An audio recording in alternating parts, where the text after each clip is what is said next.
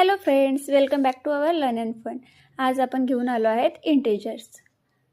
तर इंटेजर्स काय असतात?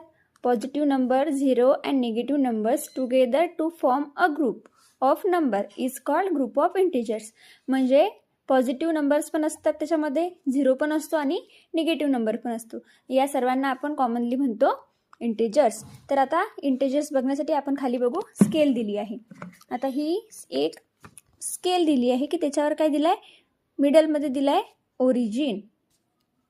ओरिजिन काय आहे तुमचा? झिरो. झिरोपासून जर आपण इकडच्या साईडला गेलो स्केलच्या, तर प्लस इंटेजर्स सगळे काय आहेत? पॉझिटिव्ह इंटेजर्स आहेत. आणि झिरोच्या इकडच्या साईडला गेलो आपण, तर कोणते इंटेजर्स आहेत? सर्व निगेटिव्ह इंटेजर्स आहेत. मग यांना आपण म्हणतो निगेटिव्ह नंबर्स आणि यांना आपण म्हणतो पॉझिटिव्ह नंबर्स.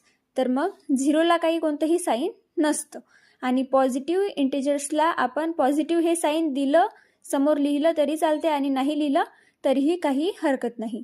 म्हणजे आपण पॉझिटिव्ह डिजिट जेव्हा लिहितो तेव्हा आपण प्लस हे साईन लिहित नाही. पण निगेटिव्ह इंटेजर जर असेल तर आपल्याला मायनस हे साईन देणं कंपल्सरी आहे. चला तर बघूयात काही एक्झाम्पल. चला तर आपण बघू अपोजिट नंबर म्हणजे काय. अपोजिट नंबर म्हणजे एक नंबर, जर हा नंबर आता याच्यासमोर काहीही साईन नाही आहे, कोणतंच साईन नाही, म्हणजे तो नंबर कोणता असेल? प्लस असेल. मग त्याच्या अपोजिट नंबर कोणता होईल? -47. आता इथं पण प्लस काय? 52. मग याच्या अपोजिट नंबर काय होणार? -52. आता इथं -33 आहे, तर अपोजिट नंबर काय होणार? +33. आणि इथं -84 आहे, तर अपोजिट नंबर काय होणार? 84. म्हणजे तुम्ही इथं प्लस साईन दिलं आणि नाही दिलं तरी काहीही हरकत नाही.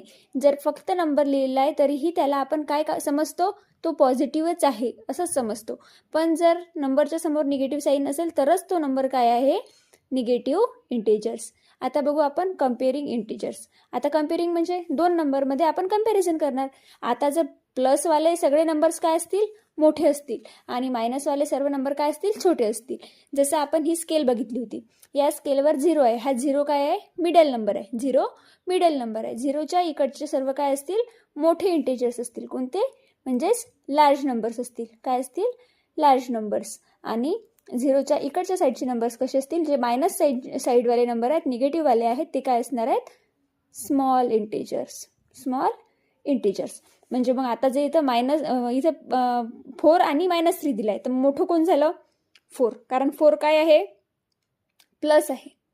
इथंच आपण जे दिले -4, -3, -2 ही जी आपली इथं कम्पेअरिंगची इंटेजरची एक लाईन दिली आहे, त्याच्यामध्ये आपल्याला आपण ओळखू शकतो की झिरो काय आहे? मिडलमध्ये. मग झिरोपेक्षा मोठा 1 आहे, 1पेक्षा मोठा 2, 2पेक्षा मोठा 3 अँड सो ऑन. तसंच झिरोपेक्षाही कोणतरी लहान आहे तर तो आहे -1 आणि -1पेक्षाही कोणी लहान आहे तो -2 आहे. -2पेक्षाही कोणी लहान आहे? -3, तो सो ऑन. ओके, तर बघू आपण प्रॅक्टिस सेट दिला आहे. -4 आणि 5 मध्ये कोण मोठं असेल? मग इथं काय साईन कन्व्हेन्शन येईल? तर इथं 5 काय असणार आहे? ग्रेटर असणार आहे. आणि 7 आणि 4 मध्ये पण परत कोण ग्रेटर असणार आहे? हा ग्रेटर असणार आहे. आता -2 मध्ये आणि -8 मध्ये कोण मोठं असणार आहे? -2 काय असणार आहे? मोठा असणार आहे. आणि -8 काय असणार आहे? म्हणजे इथं आपण पहिला इंटेजर आणि दुसरा इंटेजर दोन्ही इंटेजर जर पॉझिटिव्ह असले तर आपण काय करणार? तिथं ॲडिशन करणार आणि जे येणारे आन्सर आहे आपलं ते काय असणार आहे? पॉझिटिव्हच आन्सर आपलं असणार आहे. आणि जर दोन्ही संख्या काय असतील? आपल्या निगेटिव्ह असतील. जर आपल्या दोन्ही संख्या निगेटिव्ह असल्या तरीही आपण काय करणार आहे? ॲडिशनच करणार आहे आणि आन्सर काय येणार आहे? आपलं निगेटिव्ह. फक्त इथं आन्सर काय येणार आहे? निगेटिव्ह.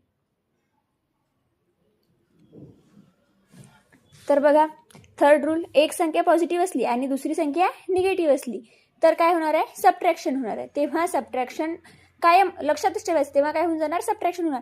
पण साईन कोणाचं येणार? मोठ्या संख्येचं येणार. जी संख्या मोठी असेल सबट्रॅक्शन तर होणार, पण तिचं साईन जे असेल ते काय येणार आहे? आपल्या आन्सरचं साईन येणार आहे. मग आता एक्झाम्पल बघू आपण. बघा इथं काय दिलं आहे? पहिलं +5 आणि +3 यांची काय केली आपण? प्लस हे दिलं असतं आणि नसतं दिलं तरीही काही प्रॉब्लेम किंवा हरकत नव्हती. मग +5 +3ची ॲडिशन काय झाली? 8 झाली. आणि +12 आणि +4ची ॲडिशन पण काय झाली? 16 झाली. तसंच आपण इथं जर घेतलं असतं 6 + 6 याची पण ॲडिशन काय झाली असती? 12 झाली असते. आणि हे आन्सर पॉझिटिव्हच असतं. तसंच आपण इथं जर एक्झाम्पल घेतलं, दोन्हीही निगेटिव्ह संख्या -6 -3, याचं आन्सर काय आलं? -9 आणि -10 प्लस आपण याची पण ॲडिशन केली -5, तर याचा आन्सर काय आला -15. मग आता आपण घेतलं +9 - 4 आणि यांची केली ॲडिशन. मग इथं काय झालं यांची काय झाली, यांची रूलच आहे आपला की एक संख्या पॉझिटिव्ह आणि दुसरी निगेटिव्ह असेल तर काय होणार, सबट्रॅक्शन होणार. मग इथं झाली यांची सबट्रॅक्शन झाली, पण साईन कोणाचं आलं, मोठ्याचं. बघा +5. सेकंड एक्झाम्पल मग आपण -9 + 4 घेतलं. मग याची पण काय होणार, सबट्रॅक्शन होणार, पण आन्सर काय येणार मग -5, कारण मोठ्याचं साईन. सेम आता आपण इथं घेतल्या दोन्ही संख्या काय घेतल्या, आपण सेम घेतल्या. मग सेम घेतल्या, एक प्लस संख्या आहे, एक मायनस संख्या आहे, यांची काय झाली मग सबट्रॅक्शन झाली. आणि इथं पण एक प्लस एक मायनस आहे, यांची पण काय होणार, सबट्रॅक्शन होणार. आता हे रूल झाले सर्व आपले ॲडिशन आणि सबट्रॅक्शनसाठीचे इंटेजर्समधले. पण आता ॲडिशन आणि सबट्रॅक्शनच्या थोडेसे वेगळे रूल आहेत आपले मल्टिप्लिकेशन आणि डिव्हिजनचे. मग या रूलमध्ये काय आहे, जर रूल फर्स्ट आहे प्लस आणि प्लसचं जर मल्टिप्लिकेशन असलं तर आन्सर काय येणार आहे, पॉझिटिव्हच येणार आहे. म्हणजे 4 × 2 केला आन्सर, तर आपलं काय येणार आहे, +8च येणार आहे. प्लस लिहायची आवश्यकता नाही आहे. मग रूल 2 काय म्हणतो आपला, मायनस आणि मायनसची पण काय केली आपण, मल्टिप्लिकेशन केली किंवा डिव्हिजन केली. इथं मी फक्त मल्टिप्लिकेशनचं लिहिलं आहे, पण इथं आपण डिव्हिजनही जरी केली तरी आन्सर काय येणार आहे, आपला पॉझिटिव्हच येणार आहे. मग इथं आपण सेम सेकंड रूल, मायनसची जर आपण मल्टिप्लिकेशन केली तर आन्सर काय येणार आपलं, पॉझिटिव्ह. मग मायनसची आपण डिव्हिजन जरी केली तरी आपल्याला आन्सर काय येणार आहे, आपला पॉझिटिव्हच येणार आहे. म्हणजे -4 × -2 जर केला आपण तर आन्सर आपला काय येणार आहे, +8च येणार आहे. मग थर्ड रूल आहे, एक संख्या जर निगेटिव्ह असली आणि दुसरी संख्या पॉझिटिव्ह असली, मग दुसरी संख्या पॉझिटिव्ह असली, या दोघांची पण मल्टिप्लिकेशन करायची आहे किंवा या दोघांचं काय करायचं आहे, आपल्याला डिव्हिजन करायचं आहे, तर आन्सर काय येणार, निगेटिव्ह. म्हणजे -4 × 2 केलं तर -8.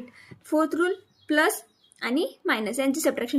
म्हणजे दोनपैकी एक कोणतीही संख्या कशी असेल, प्लस किंवा एक मायनस असेल, तर आपला आन्सर ऑलवेज असणार आहे निगेटिव्ह.